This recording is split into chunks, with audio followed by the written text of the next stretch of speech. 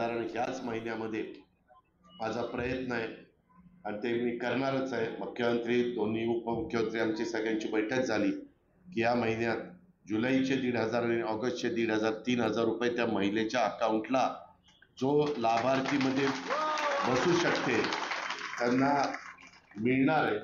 आणि त्यांनी त्यांच्या स्वतःच्या कामाकरता, कारण बऱ्याचशा ठिकाणी घरातल्या खुरपाणीला जाणारी महिला असेल, धुणं भांडी करणारी महिला असेल, त्याच्यामध्ये झाडू पोछा करणारी महिला असेल, त्याच्यामध्ये वेगवेगळ्या पद्धतीनं कचरा गोळा करणारी, काचा गोळा करणारी अनेक प्रकार असतात.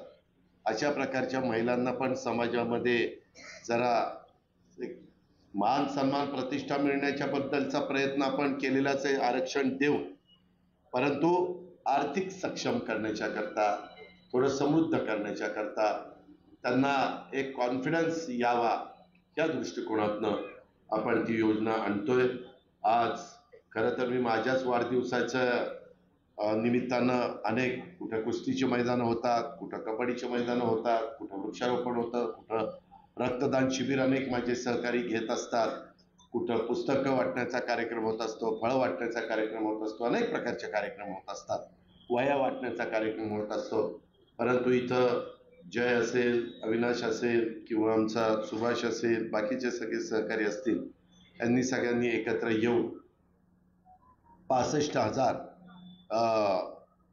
वृक्ष वाटपाचा कार्यक्रम घेतलाय.